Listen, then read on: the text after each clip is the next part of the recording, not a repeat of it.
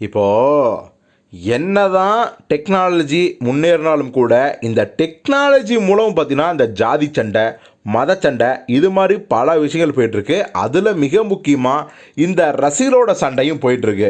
இப்போது கமல் ரஜினி சண்டை மாதிரி, அஜித் விஜய் சண்டை மாதிரி, இப்போ சூர்யாவுக்கும் பார்த்தீங்கன்னா தேவையில்லாமல் சில ஹீரோக்களோட ரசிகர்கள்லாம் பார்த்தீங்கன்னா அவரை வந்து ட்ரோல் பண்ணுறாங்க, கிண்டல் பண்ணுறாங்க, ரொம்ப மட்டமாக விமர்சிக்கிறாங்க. குறிப்பாக பார்த்தீங்கன்னா எந்தெந்த விஷயத்தில் விமர்சிக்கணும் அப்படிங்கிற ஒரு அருகதையே இல்லாமல் போயிட்டுருக்கு. எப்படின்னா சூர்யா அவர்கள் 43வது படத்தை இப்போ தான் கமிட் பண்ணியிருக்காரு, சுதா கொங்கோர படம்.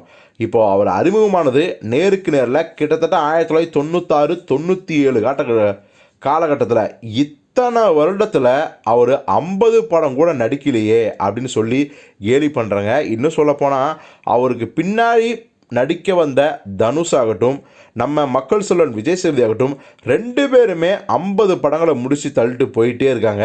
ஆனால் சூரியர்கள் 50 படத்தை தொடர்றதுக்கே இன்னும் 2-3 வருஷம் ஆக மாட்டிருக்கு. இப்போ தான் 43வது படத்துக்கே வராரு அப்படிலாம் வந்து பயங்கரமாக வந்து அவரை வந்து கிண்டல் பண்ணுறாங்க.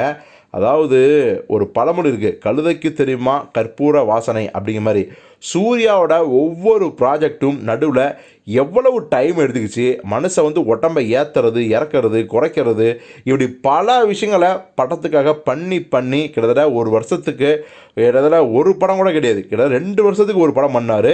இன்னும் சொல்லப்போனால் வாரணமாயிரம் படத்துக்கு 2.5 வருஷம் உழைப்பை போட்டார். ஸோ அதனால தான் அப்படி ஒரு output all time black Bastar, all time master பீஸாக அந்த வாரணமாயிரம் படம் இருக்குது.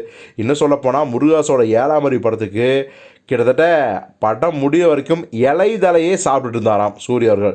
அந்த அளவுக்கு டெடிக்கேஷன்னா என்ன அப்படிங்கிறதுக்கு ஒரு இலக்கணமாக இருக்கார் சூர்யா அவர்கள். ஆக்சுவலி பார்த்தீங்கன்னா அவர் வந்து மசாலா படம் மட்டும் நடிக்கணும், இப்போ 6 7 இந்த மாதிரி மட்டும் நடிச்சிருந்தாருன்னா அவர் வந்து 50 படங்களில் 75 படங்கள் கூட தாண்டி போயிருப்பார். அவருடைய கமர்ஷியலாக வேறு லெவல் பிஸ்னஸ் இருந்திருக்கும். ஆனாலும் கூட ஒரு படம் வந்து ஒரு மசாலா படமாக வேல் மாதிரி, இன்னொரு படம் வந்து 7ஆம் அறிவு மாதிரி பண்ணுவார், இன்னொரு படம் வந்து 6 மாதிரி பண்ணால், இன்னொரு படம் கஜினி மாதிரி வித்தியாசமான முயற்சியில் ஈடுபடுவார். ஸோ அதனால தான் இந்த 50 படங்களை அவர் இன்னும் நெருங்கவில்லை. அதாவது வசூல் ராஜாவில் கமல் அவர்கள் பாடல் வரியில் வந்து மிக முக்கியமான ஒரு விஷயத்தை சொல்லியிருப்பார், தேன் துளி பெரிதா சமுத்திரம் பெரிதா, தேன் தான் அது நான் தான்னு.